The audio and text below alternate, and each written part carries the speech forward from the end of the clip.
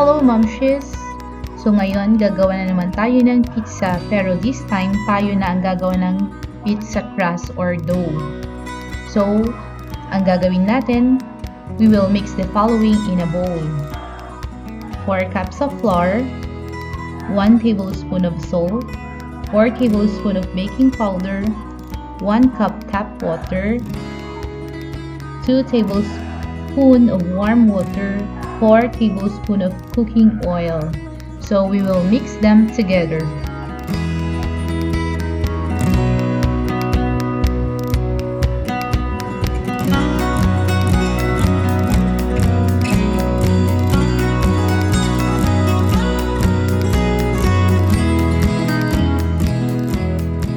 After natin ma-mix ng maigi, mag-wash tayo ng kamay natin.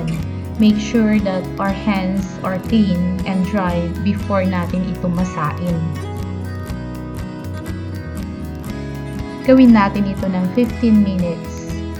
Then, shape the dough into a ball. So, yan. So, yung mga butas-butas, dapat ma-close natin siya.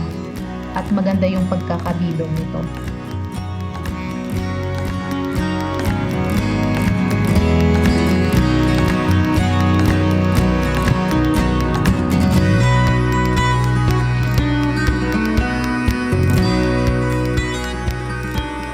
Let's apply cooking oil sa surface nito.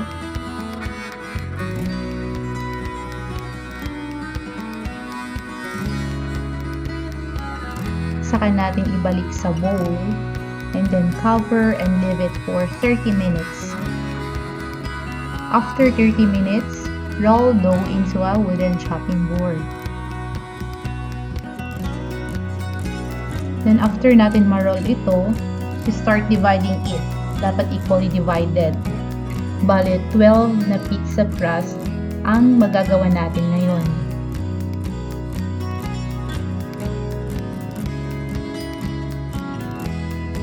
Pagkatapos, slice na natin.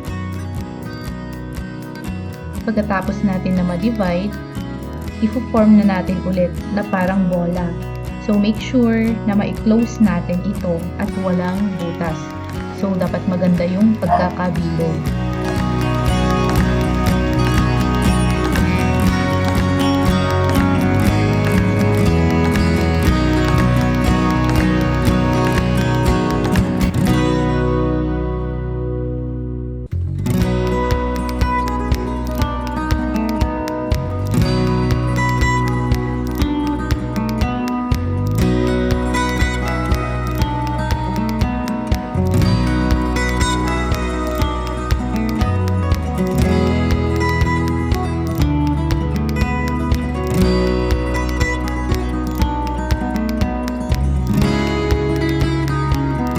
Ito yung sunod na gagawin natin. Roll them flat gamit ang bote.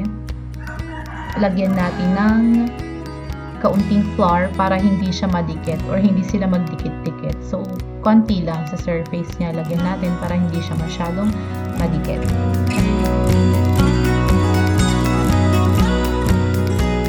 Ayan, kung sa palagay mo okay na yung hubog or yung shape nito, then tusukin na natin gamit ang tinidor.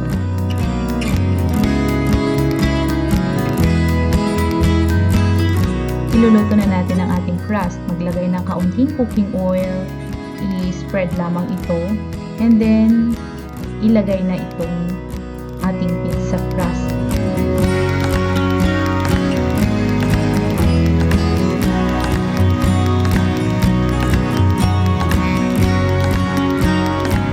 So ngayon lutuin na natin ang ating crust. Dapat siya nasa low heat lamang, hindi masyadong malakas yung apoy. At takpan. So, in 2 minutes, lulutuin natin ito. Hindi na natin kailangang maglagay pa ng cooking oil sa mga susunod na pizza crust na iluluto natin. Bale, tig 2 minutes bawat side ng pizza crust ang ating pagluluto. Mapapansin naman na natin pagluto na ito at syempre, may kaunting brown lamang yung ibang bahagi ng ating pizza crust. Pansinin, ibabaliktad na natin ito para lutuin naman yung kabilang side niya in 2 minutes. Yung measurement na ginawa natin, we have 12 pieces pizza crust.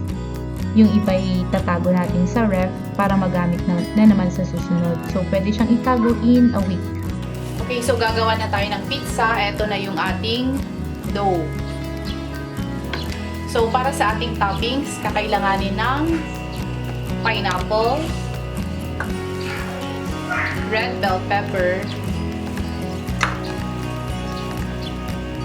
yellow onion, nakat siya pabilog. Ito naman, half moon ang cut ng yellow onion, green bell pepper, kamatis,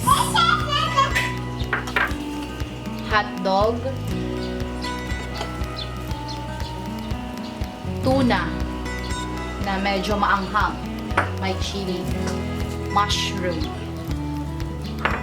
tomato sauce na Filipino style, at syempre kailangan natin ng cheese. Ngayon, get to work with your toppings of choice. Spread muna natin ang tomato sauce. Pag walang tomato sauce, pwede ang ketchup. At mas maigi rin kapag lalagyan natin ito ng kaunting mayonnaise.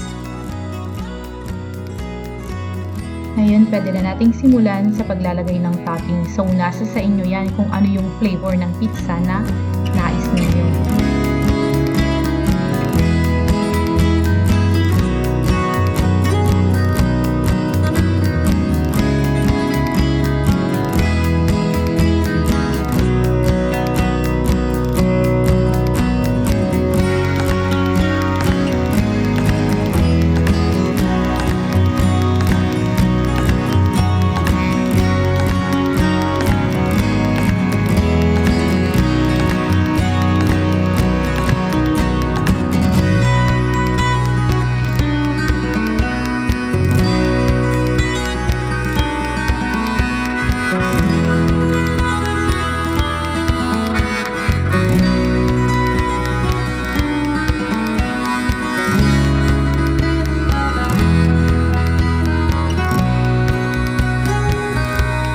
So, after natin mix sa ayos lahat ng toppings, syempre lalagyan natin ito ng cheese. Ito ang isa sa nagpapasarap sa ating pizza. Ang ginawa ko kanina habang naglalagay ako ng cheese, pinainit ko na yung oven toaster natin. Tapos, ayan, isalang na natin ang ating pizza in 3 minutes. After 3 minutes, ito na ang ating thin crust pizza.